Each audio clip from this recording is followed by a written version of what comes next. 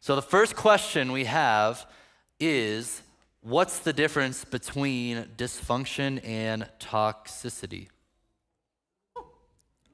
Sounds like a Tim question. That's a dysfunctional environment is where and as I said in the keynote, we all have our own brand of dysfunction that we're working through. It's growth edge. It's moving towards a greater sense of team awareness, a greater sense of personal awareness, things that we can engage in a healthy way with healthy tension. Toxicity is when it becomes personally damaging for you to engage in that organization.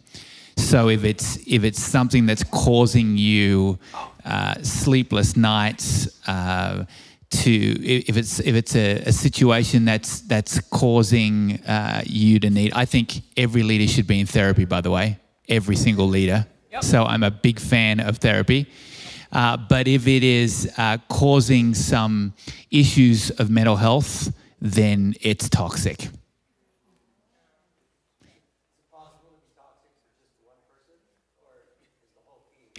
Depends on the person in your organization. Depends on the person in your organization, yeah. And often toxicity relates to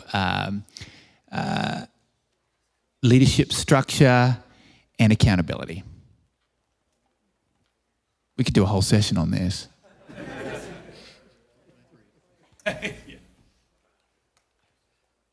Another question. Question for Luke specifically. How do you have such amazing hair? Just kidding. No, that's not the question. How do you balance showing up to events to meet people and make a presence with a young family that has needs at home? How do you encourage your team in this as well? Say the last part again. How do you encourage your team in this as well? But it's how do you balance showing up to all these events, the things that you talk about to meet people, but also be present with the young family at home? Yeah, I spoke to my wife, but we both are pretty, we're just pretty angsty and I say angsty because I don't really know the right word for it, but we just love the local church. We love what the church is doing. We just love it. And so we want to spend a lot of time there and with our people. And honestly, we love the idea that our kids are growing up running around the halls of the church. It's kind of filling our hearts as we watch that happen. Our son Noah, he took probably his second set of steps in the church. He walked at home a little bit, and then we would bring him to the church, and he's running around walking, and we just like that. But I would speak to, honestly, the past year, we communicate a lot about what that schedule looks like. So a lot of times I'd put Ruby in the car, and she'd just come with me, and she would hang out with me while I was doing those things. So women's Bible study every Thursday morning. I'm usually at students pretty late on Wednesday nights, just kind of wrapping things up, debriefing with the team there. And then Ruby and we have a daddy-daughter date morning where we would drive to church together. I would eat breakfast with her. We'd drive to church together a little bit early and set up for women's Bible study. And she loves playing with the comms systems and she just likes being with dad and in the tech booth. And I think for me, it's just a part of being honest about when we need to take a break, when we need to push pause and go away for a little bit, we will. And then, just kind of incorporating our family into that and not making it like a dad does this thing, but we do this thing. And again, my wife is just she's my co-partner in everything, but she's just as passionate about family ministry as I am about worship and tech. So we kind of get to do it together, which makes it a little bit easier than if we were in two different industries, if that makes sense. Next question from Lavinia. This is a great question. How do you allow your team to engage with your church prior to the service, like what Travis was talking about earlier this morning, but then also making sure they're on stage and ready for the service without the leader trying to run around, try to find each team member, or starting without a team member, right? Balancing allowing your team to get out of the green room, but hey, make sure you're on stage on time. I don't know. Countdown videos? But they have to also see the countdown, right? Who's the question for? Anybody. Oh, yeah. Yeah. I have an answer if you don't. Well, you started with the mic. Okay, all right. It's really easy to be caught up in your job. I do know, for me, a really simple thing is whenever I leave the control room and am running to a camera or wherever, I make sure when I'm walking through the aisle, I'll look and try to make eye contact with as many people as I know, or as many people as I can, and I just let them know I see them. Sometimes I'm in a hurry, but I never want to be too much in a hurry. So it might just be a gentle, like, hey, I see you, you know, but I might just keep moving. But just to not let them know that, hey, I'm here, I see you, I love you, we're part of the family. Yeah. So real simple, right? What was the first part of that one again? It was, how do you allow your team to engage with people? So let's say you have band members or whatever who are hanging out in the lobby, but also make sure practically they get to stage on time. Because this person, they actually asked me this question beforehand. They're like, hey, they're like, we liked how this morning you guys were all there on stage ready to go and you started when the countdown hit 0, right? So like, what are the tips and tricks to make that happen regularly? And again, my apologies for being late to this. No worries. Very sorry. No worries. I was doing a breakout session and we had great conversation afterwards. But so something that is really practical that helps me and my teams is we do have a countdown. I know you kind of joked about that a second ago, but we do have like a 5-minute countdown till service. It's important for me to even be in the lobby as well with my team, so it's not just them. But I make sure I am on my watch as well, and then I just kind of what you're talking about, but I just make sure I'm just like, hey, 3 minutes, or hey, however many minutes, and I start rallying them before I need them on stage. It's really practical way to do that, but it is important to be involved with the church before service and saying hi to people. I don't just do that in the lobbies though. I'm in the sanctuary as well, so I can actually see the countdown and be able to say like, hey, I got to do a thing on stage, but I'll catch you afterwards, you know, whatever. So it's really important as well to just communicate with your team and just say, hey, we need to be backstage at 3 minutes, not 1, not 59 minutes, whatever it is. And then trust that they will have the responsibility to do that. But again, like just tapping them like he was talking about, just having that connection of like, hey, this many minutes, if they're like, oh crap, or whatever. That's been really helpful for me and my teams. And usually if they're running on stage at the beginning or halfway through the first song, that usually only happens once. Yep. If it does happen.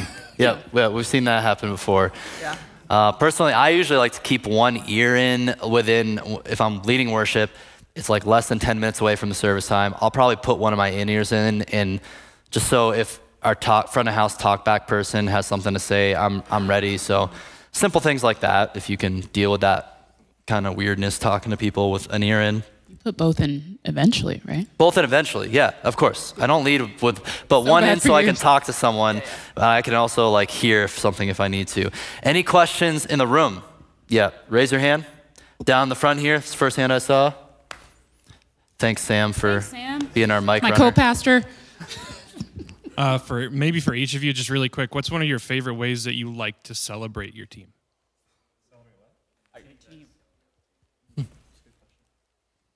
The simple thing I do is I try to make sure every single Sunday if I was leading worship or in the tech booth, I just make a point. It's hard. Everybody wants to just go immediately after the service to their thing, but just like turn around and try to get to every team member like, oh, thanks so much, dude. That was awesome. Or like give them a specific compliment. Like that's a little way to celebrate, but immediately after the service, like try to hit up each of your team members in whatever department you're in.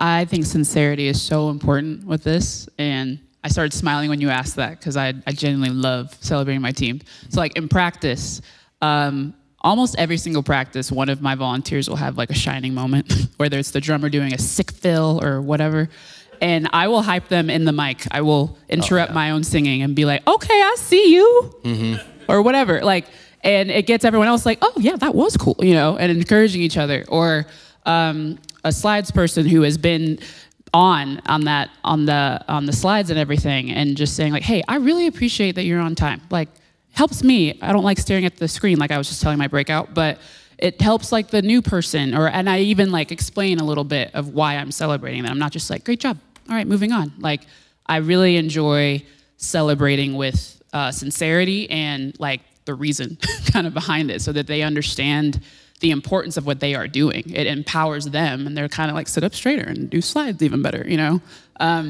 So those are just a few ways that I do. But which one?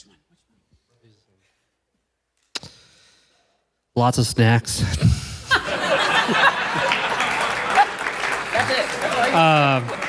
Lots of donuts, lots of pizza, lots of parties. Actually, but seriously though, I try to meet with my team one-on-one, probably about, I would love to say once a month, but reality, it's usually once every other, just because we have a large team. And usually that's a time where we just get to connect one-on-one, really to talk about anything, and I let them lead and share as much as they want. It's awesome. I think that the cool opportunity there is it shows that I'm more invested in them as a person, not just what they do for me. And so I know I'm always intentional about finding out what excites them, drawing those things out, and then making sure I'm celebrating that in them. And whenever I can connect with that, I'm gonna try to provide opportunities to let them grow, right? So if I can do something to help them do that, that's what I'm gonna do. Makes it much more of a stronger leadership relationship with them. And I think that answers the question. Like, we're celebrating people on a more personal level and trying to propel them into, whatever the future is for them. So people first. I think I do something similar to like the post-service recap. We'll do a feedback meeting after every Sunday set of services. So after the second service, everybody meets in the front of house booth, and then I go around and I try to encourage each person that served in some specific, genuine way, but I try to like point out and then draw it back to vision, figure out how do I connect what they did to why that meant something this morning, so that they hear it spoken, and it's not just this assumed thing. But the other piece I would echo what Jesse said is like, I think doing things with your people outside of Sunday, specifically, I try to do like once a quarter, just have as many people over from your team to your house, and either do whatever you want for food or whatnot, but even just to hang. Football game, pizza party, whatever. Like, I like to cook on the big green egg. So I'll have them over, make ribs, pulled pork, whatever. And we have no agenda, but it's kind of a time for me to just treat them and celebrate them. I'm a big fan of the one-on-one, and local church ministry, it was, just like Jesse said, it was one-on-one connect, celebrating just who they are, so they know that you already love them, they're already celebrated. Then when my team moved to virtual and all around the country, it's just random calls celebrating who they are and just checking in on how they're doing. I remember I met with one of our newer team members in Indianapolis sometime last year, and he arrived at Starbucks and he was so nervous, because anybody he'd worked for or with in the past, when they'd get together, it was always for correction. And you've got to make the deposits big time, so that when those times do come that you need to give some constructive, you've got money in the bank. Also, I'm a big fan of the roundup. When the team is together, having the team call out each other and celebrate the wins and celebrate what's unique about each team member. Another question in the room. Okay, back there. And meanwhile, get the mic to him. And then another, in the meantime, another very important question from Mark. Sloppy wet or unforeseen? Can it just be both? Both. There we go. That's the answer. Yes, over here. Right. So before we continue on with the video, I want to tell you about our sponsor, the Churchfront Live Conference. It's a 2-day conference with keynotes and breakout sessions on topics like worship tech, worship theology, musicianship, and leadership. It is a great way to network with other like-minded ministry leaders in the Churchfront community. The sooner you purchase your Churchfront Live tickets, the greater the discount you will get with the early bird discount code. So head on over to churchfrontlive.com, use that early bird discount code at checkout, and I look forward to seeing you at the conference. Now let's get back to the video. So this one's more geared towards the Daisy, but it can be like translated into everything. So how would you approach an oblivious person overdoing something? So in this case for a Daisy, like just say for example, a piano person is playing over the top, and like how do you approach that Christ-like? Or like for lights or for like sound and all that. And if they continue to do that, how would you move forward from that? Sorry, what was the last part? So if they continue to be oblivious in that sense, how would you move forward from that? Did you say a piano player that keeps playing over the top of you? Yeah, so as an example. My co-pastor just raised his hand. Is that player in the room today? No. Oh, that's it. But is that what you said, though? Yes. Okay. I'm making sure I'm understanding the question. A piano player that overplays, basically. Mm-hmm. Is that As the example. It remains, yeah. So you've already talked to them and they remain oblivious? In a sense, yes. We have pointed it out a few times, but like, so it's getting there. So like, how do we address it in a more serious tone? Yeah. In a very Christ-like manner. Absolutely. But then if it continues to keep going in that sense, yeah, how do we move forward from that point on? Yeah. Lord Jesus, help me. Okay, so I think something we were even talking about in my breakout just a little bit ago, I think it's always really important to share your heart behind things as a leader, especially with correction or with trying to gear someone a different way in kind of this sense. And so what has helped me with my volunteers, especially if I can see their heart is just like, they just love playing, or they think, or they want to be creative. That's something I hear a lot. A lot of times sharing my heart of, hey, it's a little distracting though when you do this or this or this. Our heart is to be a non-distracting presence on stage.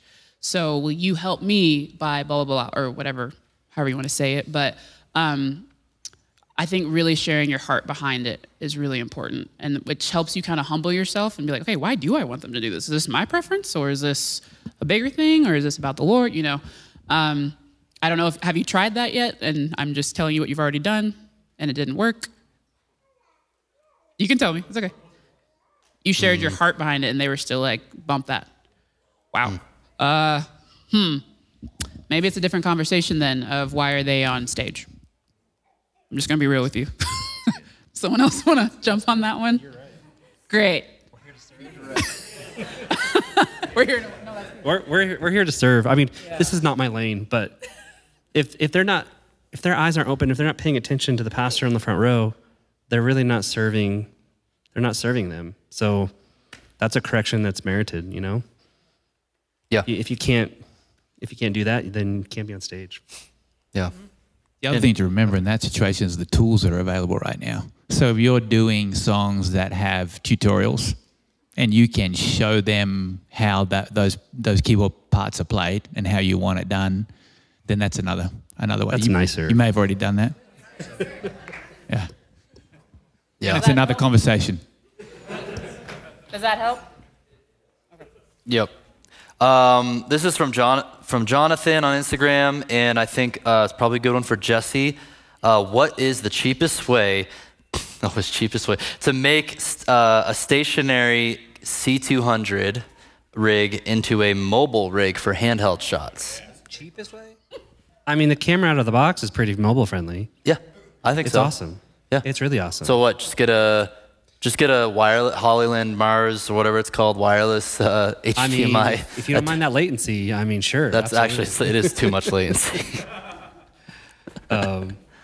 Hey, by the way, Teradek, their new 6 gigahertz one, I mentioned it the other day. It's outside of the Wi-Fi band. Mm-hmm. And they do have the lowest latency. So. Oh, how much is it? I haven't seen the price, but I know it's going to be cheaper. Or you could just get an HDMI to SDI cable. Or you and can just do that. run around with the cable. It's Actually, not like you have to run around the whole though. church. Yeah, a C200. You got SDI, you're great. It's got SDI out. That's it. That's probably the cheapest way. For real though, built-in monitor, it works fine. It's a good camera. Mm-hmm. So it's ready to go. Yep. Awesome. Sorry, another question profound. in the room. Hands. Someone wants another question? Don't be shy. Yes. In the nice hat. In the very nice hat. It's a Churchfront hat. So how would you deal with a team member who is wonderful? She serves every week. She's a little bit older than all of our leadership. Mm-hmm. And she's super dedicated. She's awesome. She's wonderful. She comes rehearsed every time. She cannot make it on time for the life of her. Like maybe in the last 10 years, she's been there like 5 times on time. And like when you talk about like the person that's running up on the platform all the time, she's running up late, like, and yet she's the sweetest person ever and has a huge heart and carries an anointing when she plays. but we've talked to her, we've addressed it, we've dealt with it several different ways. Like how do you approach that? Because her heart is 1,000% to love, and yet I'm like, okay, but you would be on time if you cared, right? Like, I don't know.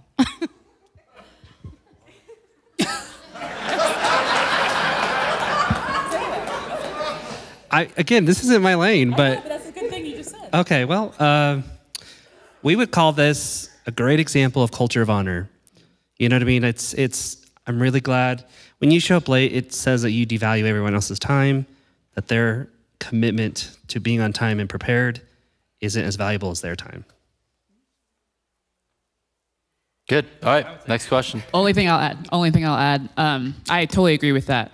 I would kind of present to her, is there somewhere else you can serve where you don't have to be here first thing in the morning, or I don't know when you guys need her there in the mornings before service, but maybe there's a way that she can serve that doesn't reflect what he's talking about. Like maybe she's already there and this realm of ministry, is maybe after service, or I don't really know how your church works, but maybe not saying you're done, you're off of teams completely, but just maybe moving her somewhere else. And then I do think explaining what he talked about is really important. I do think volunteers will go off of whatever you make like a non-moving mandate, or what's the word I'm looking for? A not standard.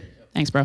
Like if you just say, okay, the next time, that's it. Like, or you know what I mean? Like if you communicate, we must be on time because this and that. And again, like I was talking about, explaining the heart behind it.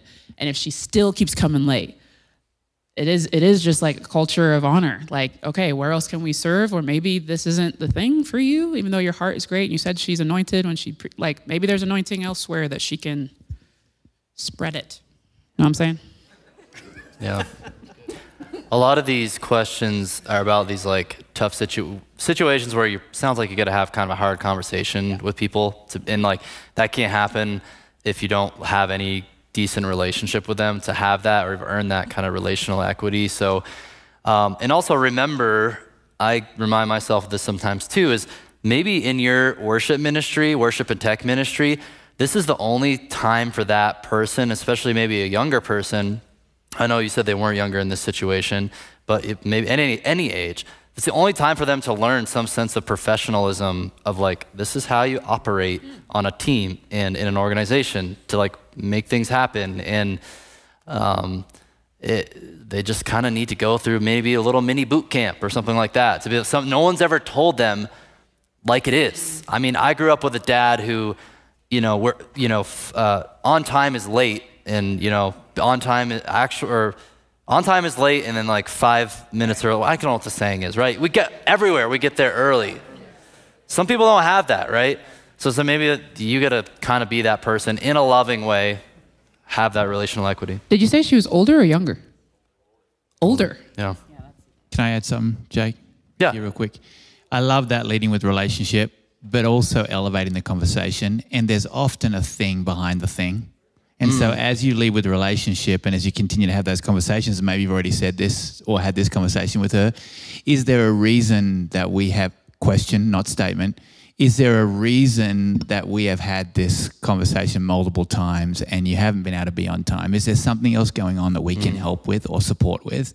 And if there is, maybe there's some kind of mentoring relationship or a buddy system where you can have somebody that will help her get there on time. But eventually, it's culture if you don't deal with it head on and don't run into the pain. Yep. Our next question in the room. I like the in the room questions. It's nice to hear from you guys. Go ahead. Hey guys, so I have a bassist who's in his 70s. He's awesome, like one of the most committed guys on the whole team. But he's been complaining of late that he can't hear his bass in his mix, or when he's watching the live stream, can't hear the guitars. I plugged into his channel and almost blew my eardrums out with the bass. So I found out he's deaf. What am I supposed to do in that situation of he can't hear the low end, everybody else can. So he has this sub on the stage and he feels it, and everyone feels it, and it messes with our mix. So what is the suggestion to have the conversation with him that you are deaf, and also how do I help him? So 2 things, how do I handle that? And then what do I give him to help him, if that makes sense? There's these great things called butt kickers, and they're the best. They are cool. One thing I would add to this, because we actually just addressed this on our team. Our bass players were, it was consistent for a couple of weeks. They were complaining about not having enough, and I was kind of confused because I was like, man, I have everything I need at front of house. Some of my other players have everything they need in their ears, and we just looked at their in-ear monitors, and their headphones were crap. I mean that like, I'm not dissing on any brand, but they were cheap and they didn't have the adequate drivers. So I trust that the man is probably actually deaf, but also be gracious in that conversation, knowing that if they don't have the drivers that are pushing out that audio, they're not going to hear it regardless of how much gain, how much whatever you do to their mix, they're not going to get it. And you can encourage them in that to take that step, but that might be a pastoral conversation for the deafness. Probably. Do you mix stereo? I don't know where you're at, but are you guys in stereo? Stereo ears? Ooh, well, stereo might help. Separate some of those frequencies, help them out, help the drivers have a chance to breathe a little. And there's some technical things you can do to kind of improve that. It's basically what you're saying. So, yeah, tell them to go get a hearing test. That actually might be a gift to him. If he's 70, he mightn't realize that he has hearing loss. And for you to say that might actually be the compassionate thing. Yeah, by the way, I feel like my answers have been really blunt, but I'm quite pastoral. but the PM experience, right? Like love compels us, right? It'll compel us to do things we don't normally do. Yeah. So, I hate confrontation, but I will do it. This is from Nathan. How do we get the team members that aren't leaders to buy into change to the way we run our ministry? How do we get them to buy into a change to the way that we run our ministry? If they're just team members, they're not leaders. Attach it to vision.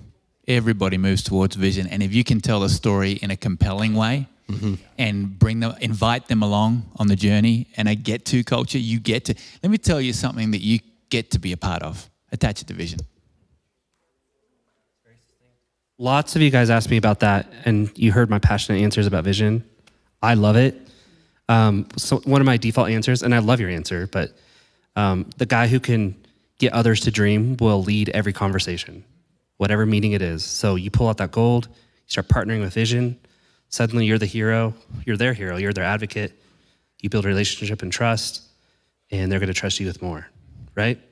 Who doesn't have a lead pastor that you need to make them think that it was their idea for it to move forward? If you can do that, you can do that. This is strategy. It's not manipulation, it's strategy, so. Follow-up question when changing culture within our teams, this is from David, should there be a long timeline for change or should he just rip the Band-Aid off?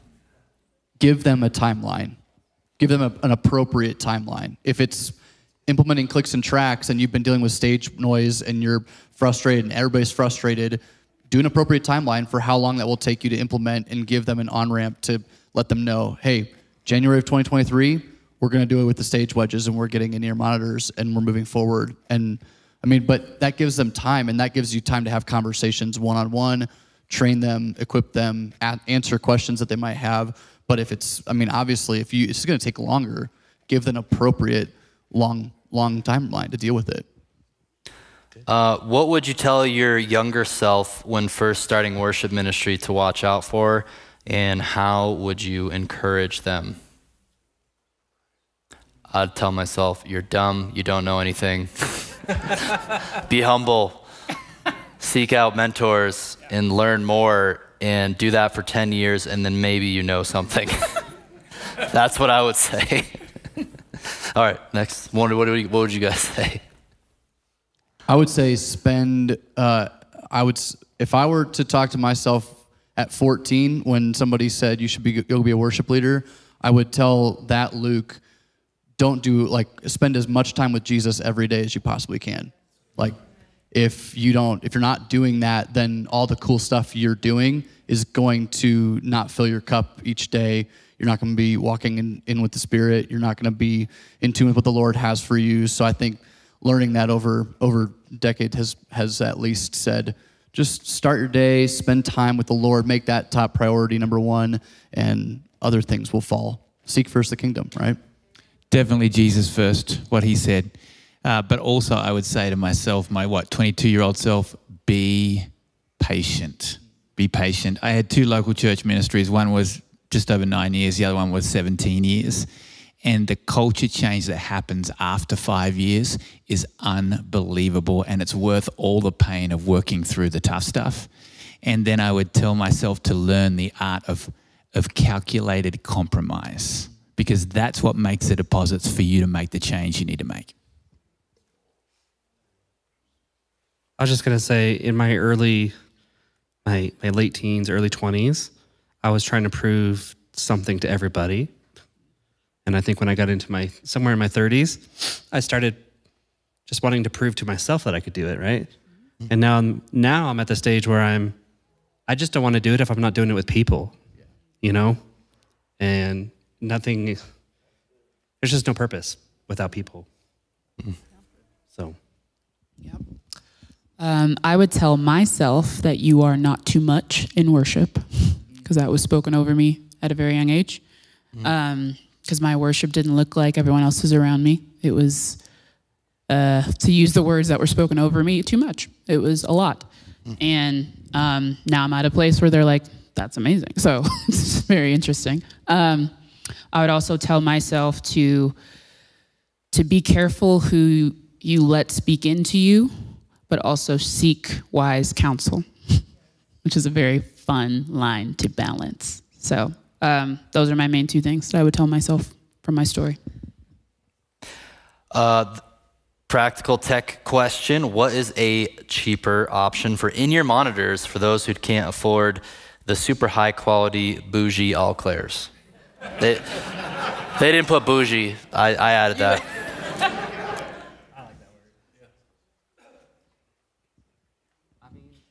Rocking 1964s. I don't. No, those are bougie. Yeah, those are bougie. Don't ask the Bethel I've been rocking guy. Shure 215s for like 7 years. I mean, they have just stayed in the case and they're pretty durable. $99, like. Yeah, the $100. They're not going to be a great seal, you know. You're not, but they're better than AirPod, you know, or iPod headphones. So. Dang it! I was going to say Apple AirPods. No, I'm just playing. I think those universal fits with all clear. I don't remember how much they cost. I don't think they're much more than $100 or $200. So maybe they have other options. I'd probably just ask, like, how important is wireless really? You know what I mean? I'd rather spend money on the ears than wireless. This wasn't. I think this was just the ears. I know. Yeah. Save the money, you know? Yeah. No, I agree. Where it's needed. So I agree. Questions in the room? Back there, we have some. Oh, Sam went. Oh, right behind you, Sam. Back there.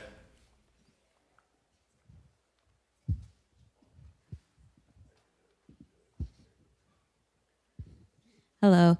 I was just wondering, how do you handle romantic relationships on worship stages? Oh, wow. That's a great question. Why? How come? I don't understand why I have this. I don't know. How did you meet your husband? Isn't he in the worship band? Well played, yes. Okay. We'll come back to that. Could I just ask a follow-up question? Is it like is it causing problems, or you just don't like people dating, or like what's happening? Well, see how high up her voice went? No, Register. it's not me. Let's just say, like, if people break up, okay, hypothetically, and they're trying to pursue other people on the worship team.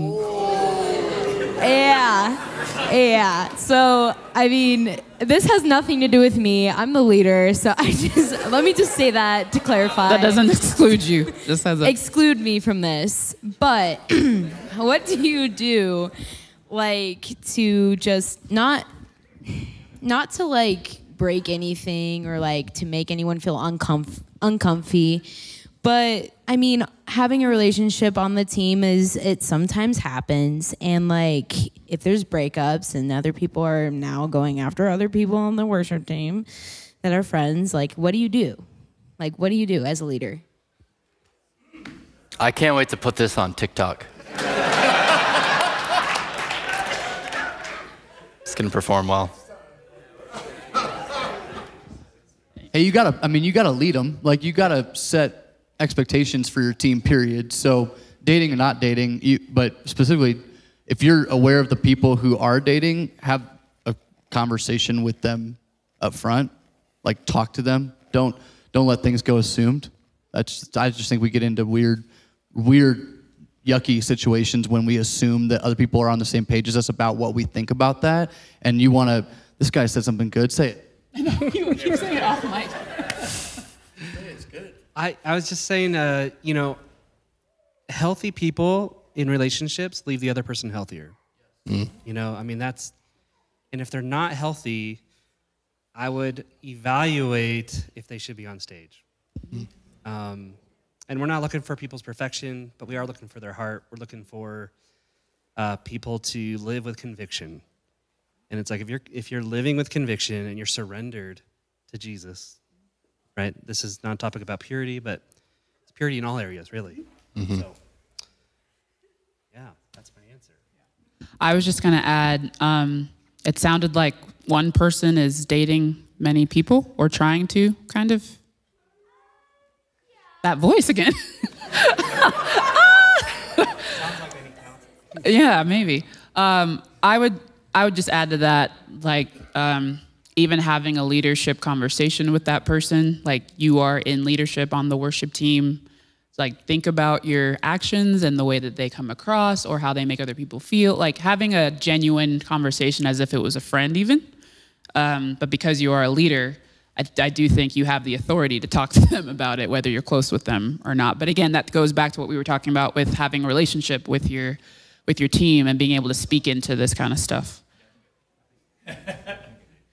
So, for want of a better word, policy manual, but the better word is what it means to be a leader. And so if you can have something for your team about what it means to lead on stage and what comes with that and how to conduct yourself from a 30,000-foot level, that will give context at the 10,000-foot level when you've got somebody who's trying to date multiple members of your team. You know, when in leading an organization, stage or no stage, we're always finding new scenarios that we need to have statements on or policies about, or we need to know what we believe about it. So back to know who you are and know who your team is, work out how you feel about it first and what that means for the team as a whole, and then address the individual situation.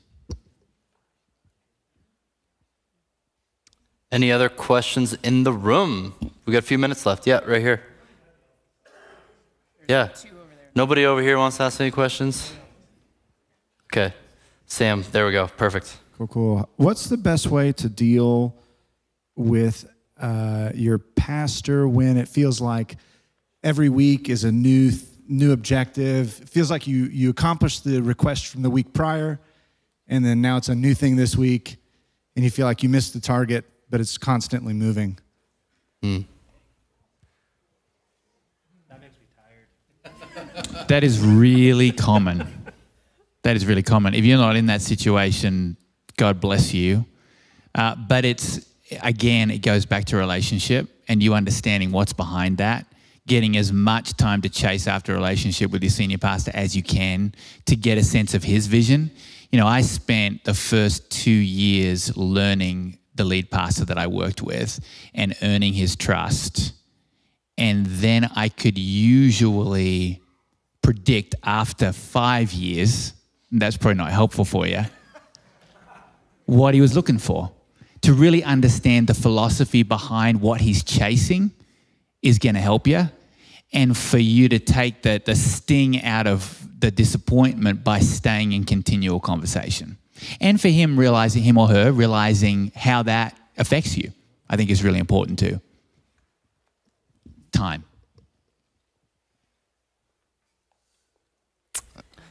I was going to add too, it's kind of like that quote from the Essentialism book we talked about yesterday, where when your manager like tries to keep putting more things on your plate or different things, like just asking the question, okay, I can make this a priority. What would you like me to demote from being a priority to? And like making sure they're clear about limited time, energy, and focus there.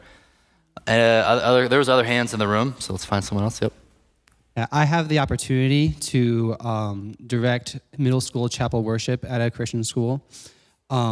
And I Bless your heart, man. It's rough. But I have the opportunity to, I have a real heart for teaching these kids a lifestyle of worship. And we just have such an incredibly limited time frame to rehearse and practice and get these middle school kids in order, you know. So what's some advice you have for me as I'm teaching these kids? Like in the short amount of time I have, what's some advice that I can like speak into them and teach them a lifestyle of worship? Luke, does it give you PTSD from Front Range? It really does. That was the same I wish job. It didn't. We both taught middle school. Is middle school worship band? Yeah, we both were there. I wish it was like a fond memory, but it's just not. That's why. I don't think we can help.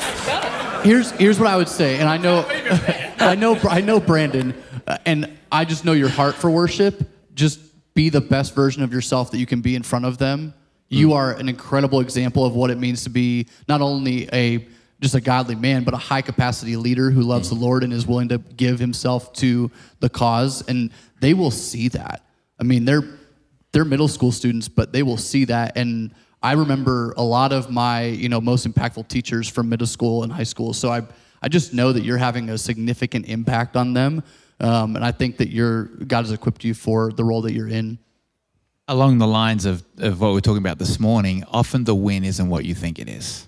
And God is trusting you to be faithful in the messiness of middle schoolers. And I know because I just graduated one and I have one and he's driving me crazy. But the win is the example, the investment. They feel loved, they feel valued, they feel invited. And it mightn't be the standard that you want it to be, but the win is different. Next question. Right there. So in Scripture encourages us to worship the Lord in spirit and in truth. Our church is really good about worshiping in the truth aspect of it, but not super great in as far as the spirit realm of it. So are there any ways that we can encourage or try to foster in a more of an environment where they're free to do that without terrifying them that we're going to get like super weird and woo with our worship? So we don't want to be like Bethel. I mean, I get it. Yeah. You want to go first then? I mean, I'm really curious what they're going to say. Can we get the flags out too and everything? I will say this. It's amazing what you can do in the quiet, right? And I think this would work even corporately. But being still and just connecting.